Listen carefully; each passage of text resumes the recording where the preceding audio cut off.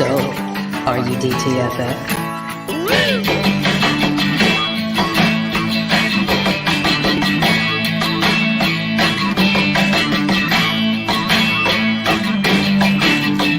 Once again, here is Drinking and Talking Fantasy Football with your hosts, Dustin Lunt and Jake Trowbridge. Hey, welcome back to another episode of the Drinking and Talking Fantasy Football podcast. Thank you so much for joining me. Running a solo show tonight. My co-host Jake Trowbridge is off in Ireland right now, having a gay old time with his significant other traveling around. Very happy for him. I know we're running a day late here, but I decided to do it. I'm a quasi-professional, so here we go. Having a fun show tonight. Thanks for those of you who were waiting for me. Was having some technical difficulties here with the audio before it could get going, but yeah, give you a quick show here tonight. Probably won't go the full hour, so like you're used to having with both Jake and I here, but I'm here nonetheless. So tonight we are going to talk, or I am going to talk about overreactions and some waiver wire ads from week one. And let me just say, it was so great having football back this week. It was amazing. I was so happy. Watched football all day. Did not get off the couch all day long. Football season's here. It was great. Had the old red zone going on. Watching all that. Got my wife even watching football, which was great. So it was. Love it. Loved every second of it. So glad football's here for the next few months here, and I'm not going to get enough of it. So no guest tonight. Like I said, running solo. My drink of the week this week, I will still do that. I'm drinking here. If you see my cup in my Forest Moon of Endor glass, I'm drinking Russell's Reserve 10-year straight whiskey. It is delicious. After a rough day of work like I had today, I shouldn't say rough, long day. Let's not over exaggerate things. After a long day of work, I always like to have like a nice couple fingers of whiskey, just to help, relax me into the day or to the evening. So, drinking some Russell's Reserve.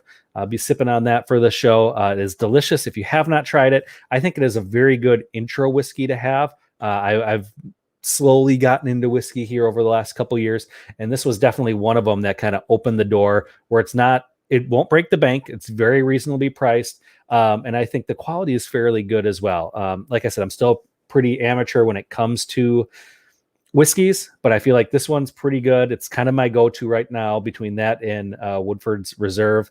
Those are the two that I always go to that are moderately priced, but I think give you the best bang for your buck. So if you want to try those, I highly recommend it. And kind of like I said, your intro to whiskey. No drunk trade this week. Jake usually curates those for me. And let's be honest, I was throwing this show together at the last minute and just did not have time to get a drunk trade out there. So unfortunately, no drunk trade. I know it's everybody's favorite segment, including mine, but just not going to happen this week, folks. Come back next week and we will have that for you.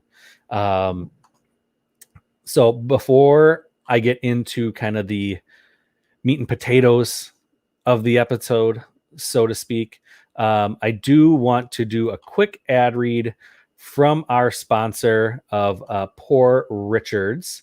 And let me pull up here the little logo. There we go.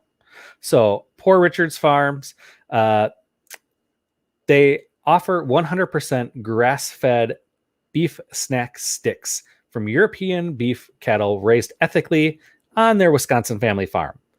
Combined with all natural ingredients, Poor Richards Farm uses no fillers or artificial preservatives and vacuum seals their beef sticks to remain shelf stable. Their cattle are never given supplemental hormones or antibiotics, but are just given fresh air and open spaces, which makes for physically and emotionally healthier animals, which we all want. All Poor Richards beef sticks are smoked with real hardwood chips and come in a variety of flavors, including barbecue hickory, teriyaki maple, Tex-Mex, mesquite. And that Tex-Mex mesquite is my favorite. Get those.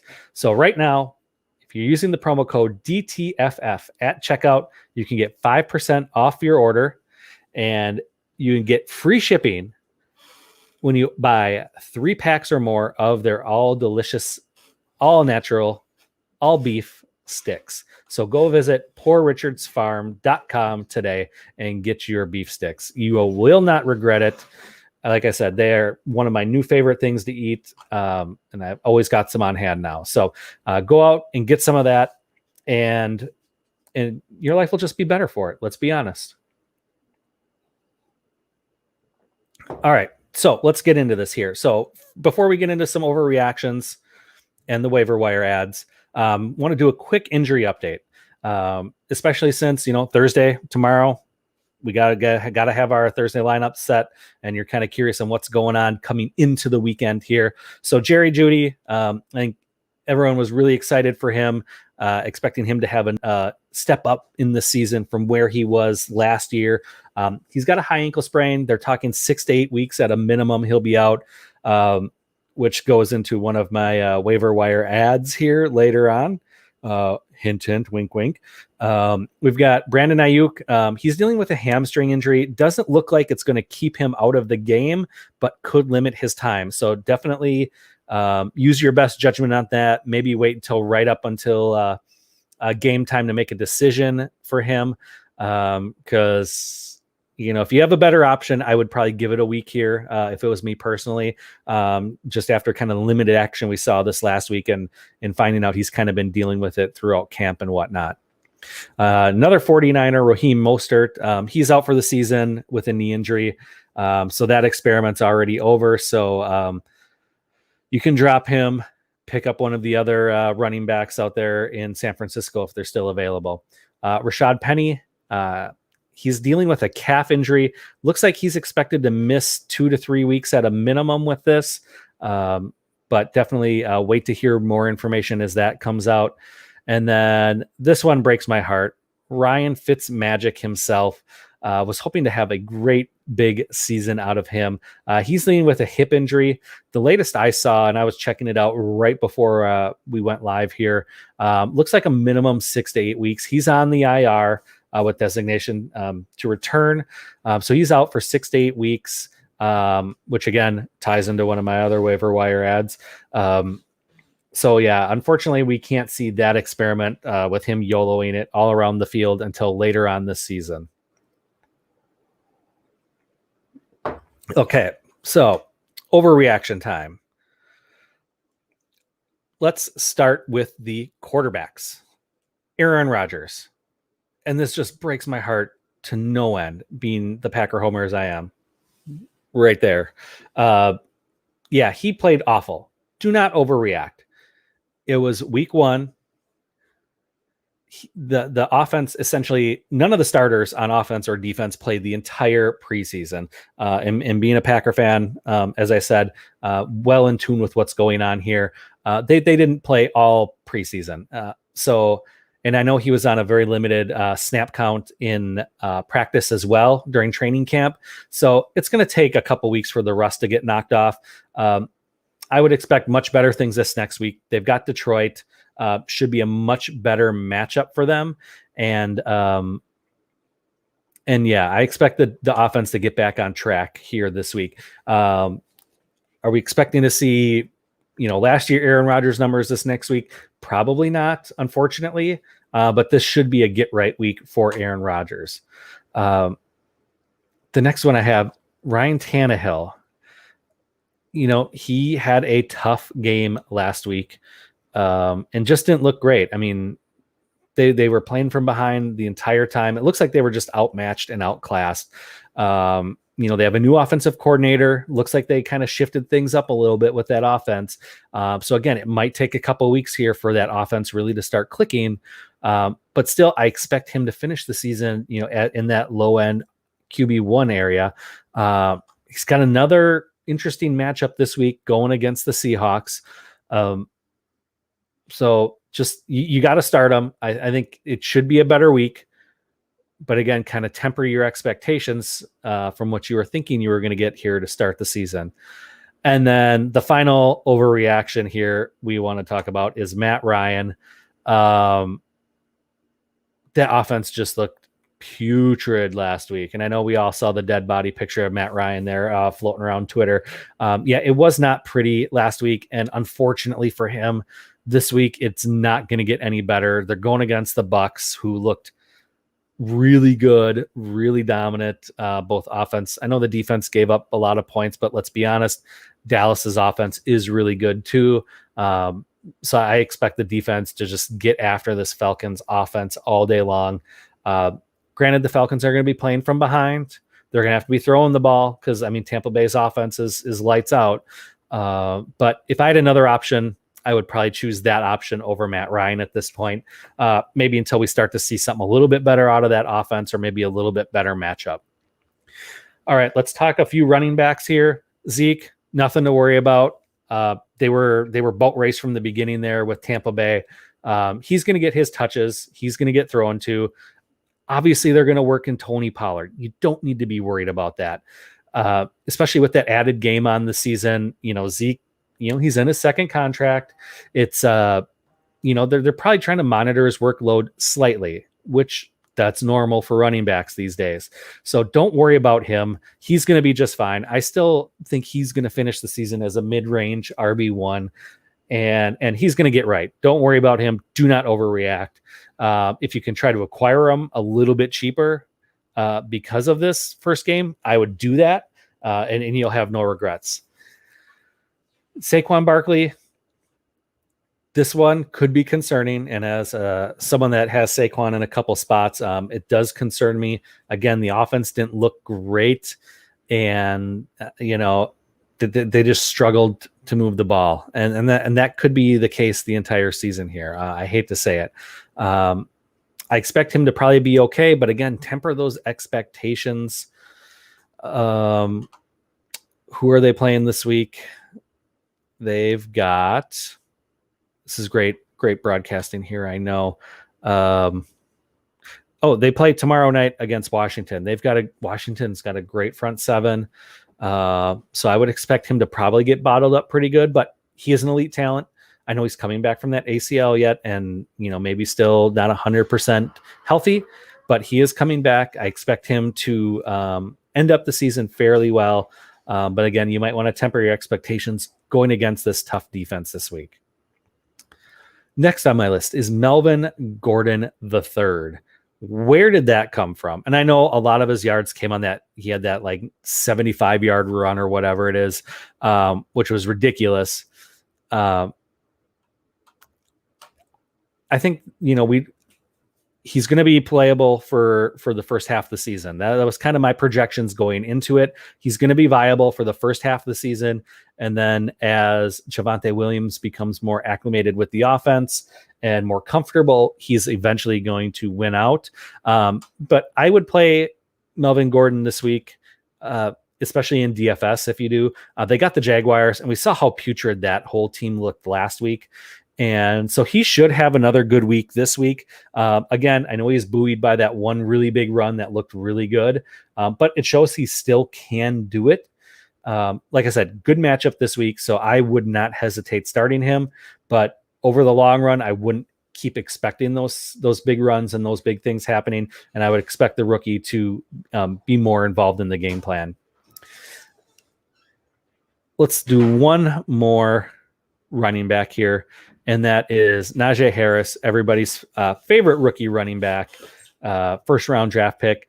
The stat line wasn't pretty, but he got all the running back touches. That's all you need to know. He's going to get right. He's going to do his thing. Again, as he gets a little bit more comfortable and this offense starts to click, it should be better. So I'm not worried about him one bit. Start him. They got the Raiders this week, which should be a fairly good matchup. I know the Raiders, played Baltimore very, very tough. But I would expect Najee Harris to get right here very, very soon. All right, wide receivers. Mike Evans. Do not overreact. He's going to get his 1,000 yards and 8 or 9 touchdowns by the end of the season. Again, week 1, the game just kind of got away. Obviously, we saw Antonio Brown have a good game. Chris Godwin had a good game. That's going to happen throughout the season. I mean, when you got those three talented wide receivers, you got Gronk, and I might as well throw him in here since he was on my overreaction list for this week. He had, the 2 touchdowns, I believe, like 8 for 90 or whatever his stat line was. Yeah, that's just how this Tampa Bay offense is going to be. But you just got to play the matchups. As the season goes on, we'll kind of see how they play matchups, certain teams with the cornerbacks or linebackers.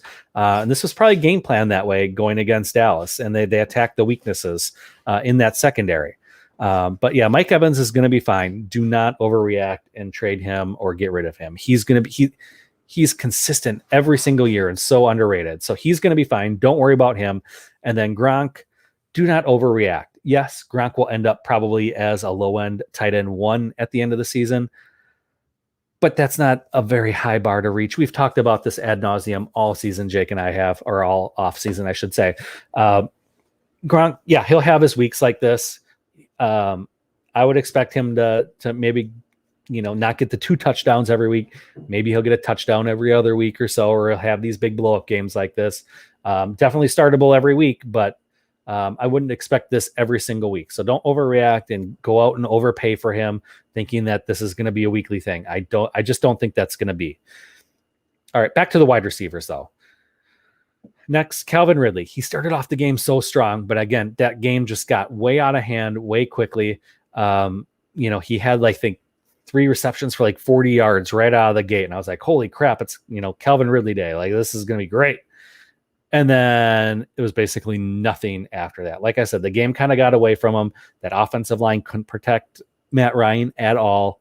Calvin Ridley is going to be fine. He's a stud. We saw him got targeted early and often, and he's going to be fine. Don't overthink this. All right, next, Brandon Ayuk. I already talked about him with the injury update, hamstring. It's interesting to see, though, how after 1 week, and again, we don't take victory laps or anything like that, but it was interesting to see how, George Kittle, very involved, as we all expected, and then Deebo Samuel had a very big game. This could be one of those situations, kind of like with Mike Evans, where it's kind of game script dependent, where, is it going to be Ayuk? Is it going to be Deebo? Is it going to be George Kittle? And it could be one of those things where it depends on the matchup and who's got the hot hand, essentially. This last week, it happened to be Deebo. I know going into the season, I was much higher on Deebo than Ayuk, but 1 week does not make a season. So we're not going to take victory laps here by any means. But again, with that hamstring injury, I would temper expectations for the next few weeks here until that gets right. And then kind of go from there, and we'll see what happens. Next one, Cortland Sutton. With the Jerry Jeudy news, we don't want to overreact. I mean, he should be getting the bulk of the looks now for that offense. And I know it's kind of a slow start coming back from that ACL injury, but he should be fine. He'll get hopefully the bulk of the throws here. Teddy Two Gloves actually looked pretty darn good, I will say. But yeah, Cortland Sutton, don't go crazy trying to acquire him. I mean, acquire him if you can, and if you can still get him pretty cheap, but do not overpay for him at this point. That GM is just going to try to take advantage of the fact that the Jerry Jeudy injury, and don't overpay for him if you want to go get him. But yeah, he should be fine. He should be getting his looks, and probably a few more looks than with Jerry Jeudy on the field. And then we'll just do a couple tight ends real quick here. Kyle Pitts, don't overreact to this. I know he was the next coming here, but he's going to be fine. He had a very pedestrian, 4 for 35 or something. Wasn't great. Wasn't what we had hoped, but he was used all over the field. He was playing out of the slot. He was playing out wide. He was playing in tight. He was being used and moved around. Again, that offensive line just couldn't give Matt Ryan any protection or any time to get the ball out. So Kyle Pitts will be fine. I get the hype. It was real. I bought in on it hardcore. I've got him in multiple places. And I still believe. I'm not going to try to move him. I'm not going to sit him. for a better option, I'm going to play him because he will break out and he will be a very good tight end this year. And then let's do one more. Jonnu Smith. I liked what I saw this week with Mac Jones in there. But again, kind of temper expectations. 1 week does not make a season here, but it was good to see his involvement. And I expect kind of that to continue because he's a big man. I'm not where I was last year. I'm not all in on him, but he should have another good matchup this week here versus. Oh boy. How come they're going against the Jets? So that should be a very good matchup for him. And yeah, I'm not worried about him at all for this week. So definitely play him. All right, let's move on here. I'm tired of overreactions. And that, frankly, I don't want to talk about tight ends anymore. Let's talk about a few waiver wire ads here real quick. I've just got a few. First one here, Tim Patrick. I know waivers have probably run for all of you already, but if for some reason he's still out there, go snag him up. With Jerry Jeudy gone, he's going to step into that role. We saw what he did last year when Cortland Sutton was out. So, I mean, that's definitely someone, if he's out on your waiver wire still, or if you could try to trade for him cheap, go out and do it. Next one, Tyler Heineke. Obviously, that's pretty self-explanatory with Ryan Fitzmagic going down. He's available. He should be picked up. He's starting quarterback, and they've got some weapons on that team. So he should be fantasy viable, especially if you're like a super flex league where you can start two quarterbacks, or as we're going to be getting into the buys here in a few weeks, he could be a good bye week fill-in. So definitely keep that on your radar. And then, of course, famous Jameis Winston, after his blow-up week this last week against the Packers, he's still under 50% rostered on ESPN, which is crazy. I mean, he's in that, from what we saw this last week, he can be in that low-end QB1, high-end QB2 talk, and you can get him for basically free right now. So I don't have any issues with you going out and picking him up if he's available and getting him on your roster, because he showed this last week why he stuck around with the Saints and why during his time as backup last year, and you can see Sean Payton put him in a position to use his skills and use him properly. And then lastly, I just got to throw it out there with Darnell Mooney. He's just over 50% rostered. So still in about half the leagues out there on ESPN, he's not rostered. Go out and pick him up. Again, this offense is going to start clicking. He's the number 2 on that team. So it's just a matter of time before Justin Fields gets in and kind of opens up that entire offense. So those are my waiver wire ads for this week. Let us know in the comments if there's someone else out there that you think should be a good waiver wire ad, but that's who I've got for this week. And then let's see, start of the week. I did not do this. So let's scan through the matchups here real quick and see if I can point out someone that I think is going to have a really good game this week. Let's see here. You know what? I'm just going to throw it out there. This is very spur of the moment here. But I'm going to say Jamar Chase. We saw him have a really good week this week, and I'm going to put it right here on the show doc. I'm going to add it just as a reminder for next week so we can come back to it. Yeah, so Jamar Chase had a really good week this last week. They're playing the Bears, which is kind of a middle-of-the-road offense. Defense. And he lit it up. They've got many weapons on that Bengals offense now. Joe Burrow looked good. Joe Mixon looked really good. I mean, they've got so many weapons. You can't cover them all. So yeah, I think Jamar Chase is going to have another really good week this week. So he is my start of the week. And that will pretty much do it for this show. Quick show tonight. So just as I already said, waiver wires, make sure you go check it out. Make sure you're checking out people that drop players. Again, we're talked overreactions early. People overreact all the time and will drop a player that underperformed for 1 week to go pick up the new hotness that's out there.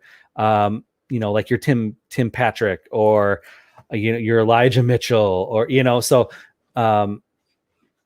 so go check out your waiver wire to see who got dropped, so you can pick those people up and reap all the benefits for essentially free. So as I said, folks, that will do it for this week's show. Thanks for tuning in. Really appreciate it. Jake and I will both be back next week on Tuesday with your regular schedule. And until next week, folks, keep drinking and talking fantasy football.